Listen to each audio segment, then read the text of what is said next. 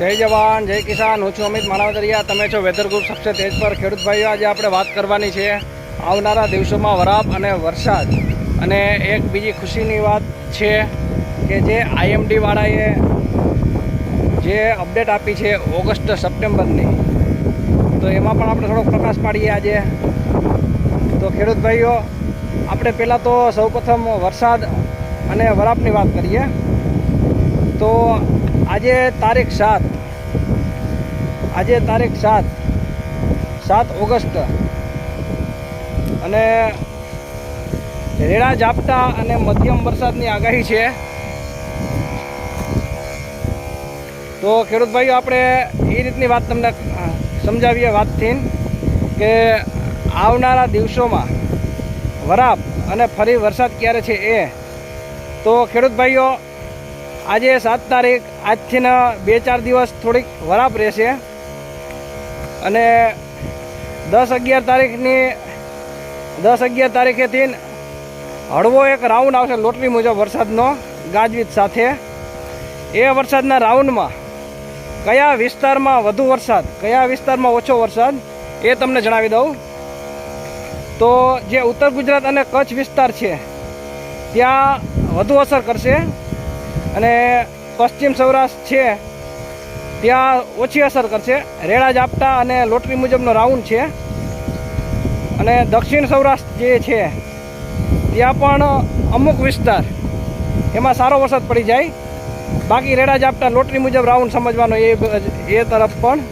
અને બીજું સુરેન્દ્રનગર, બોટાદ, જસદણ, વિસિયા અને રાજકોટના અમુક ભાગ, એ વિસ્તારની આપણે વાત કરીએ તો રાજકોટ કરતાં જસદણ, વિસિયા, બોટાદ, સુરેન્દ્રનગર એ બાજુ થોડું વધારે જોર રહેશે। અને ભાવનગરની વાત કરીએ, ભાવનગર, અમરેલી, તો ભાવનગર અમરેલી વિસ્તાર જે છે ત્યાં પણ લોટરી મુજબ રાઉન્ડ, એકલ દોકલ જગ્યાએ સારો એવો વરસાદ પડી જાય, બાકી રેડા ઝાપટા લોટરી મુજબ। એટલે આ રાઉન્ડ જે છે એ લોટરી મુજબ છે। હવે આપણે જે વાત કરવાની છે, આઈએમડીએ જે અપડેટ આપી છે 2 મહિનાની, ઓગસ્ટ અને સપ્ટેમ્બરમાં નહીવત વરસાદ દર્શાવ્યા છે એમને। તો ખેડૂત ભાઈઓ, મારા અભ્યાસ મુજબ હું જે લોંગના મોડલનો યુઝ કરું છું એના હિસાબે આપણે કહી શકીએ કે જે વરસાદ ઓછા દર્શાવે છે આઈએમડી, એવું મને એમાં લાગતું નથી। મારા મોડલના, મારા અભ્યાસ મુજબ સારા વરસાદ છે। હા, વાયરા આવતા હોય છે એ વાત અલગ છે, એવા તો વાયરા અત્યારે જોઈએ ખેડૂત ભાઈઓને ખેતી કામ કરવામાં, દવા છાંટવામાં વગેરે વગેરે, નીંદવામાં। અને આપણે જે જોવા જઈએ તો જે આઈએમડીએ કહ્યું છે એ અને મારા મંતવ્ય, મારા અભ્યાસ મુજબ શું થવાનું છે, તો આપણે એ વાત કરવા જઈએ તો સપ્ટેમ્બરમાં પણ સારા વરસાદ છે અને આ ઓગસ્ટમાં પણ સારા વરસાદ છે। એટલે ઓગસ્ટ સપ્ટેમ્બરમાં સારા વરસાદ છે, આઈએમડીએ ઓછું દર્શાવ્યું છે। હવે આપણે આ આઈએમડી કરતાં આપણે મોટા તો નથી, એની પાસે સાધનો હોય છે, ટેકનોલોજી હોય છે, આપણી પાસે તો ખાલી 4 ઇંચનો એન્ડ્રોઈડ મોબાઈલ હોય છે ખેડૂત ભાઈઓ। પણ આપણે અભ્યાસ મુજબ એવું દેખાય છે કે સારા વરસાદ છે આ 2 મહિનામાં। હવે આપણે આ સપ્ટેમ્બર પૂરો થશે ત્યારે ખબર પડશે કે શું થયું છે, આઈએમડીનું અનુમાન અને આપણું અનુમાનમાં કેટલો ફરક છે જોઈએ। આ તો અભ્યાસ છે બધા, એની પાસે તો મેં તમને કીધું એની પાસે બધા સાધનો સામગ્રી હોય છે, એ ભણેલા હોય છે, વધારે મેટ્રોલોજી કરેલું હોય છે।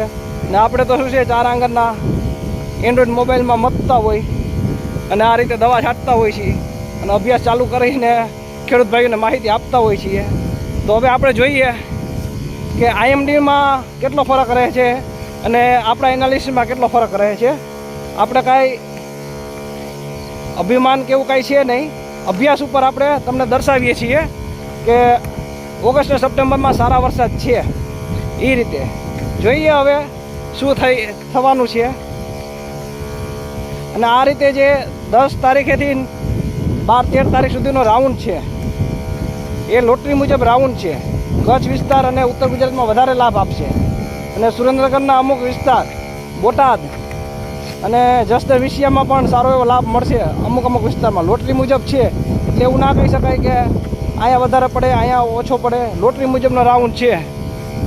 ચાલો, જય જવાન, જય કિસાન, જય દ્વારકાધીશ સૌ મિત્રોને. બાકી દવા હાલે છે માંડવામાં ઈયળની. પછી આ રાઉન્ડ પૂરો થયા બાદ પણ આશંકી વરાપ જ છે. એટલે ખેતીકામ કરી લેજો. પાછો નવો રાઉન્ડ આવશે, એની આપણે માહિતી 11-12 તારીખે આપણે પાછા મળીએ. પાછો નવો રાઉન્ડ ક્યારે છે 11-12 તારીખે આપણે યુટ્યુબમાં આપણે પાછા મળીએ કે હવે નવો રાઉન્ડ આટલા દિવસ પછી છે કે આ તારીખે છે. બરાબર ને? જો આમ હાલે છે દવા. ઈયળ આવી ગઈ છે મગફળી માંડવામાં. હરવે આમ પારા ઉપર હાલીને છાંટીએ છીએ.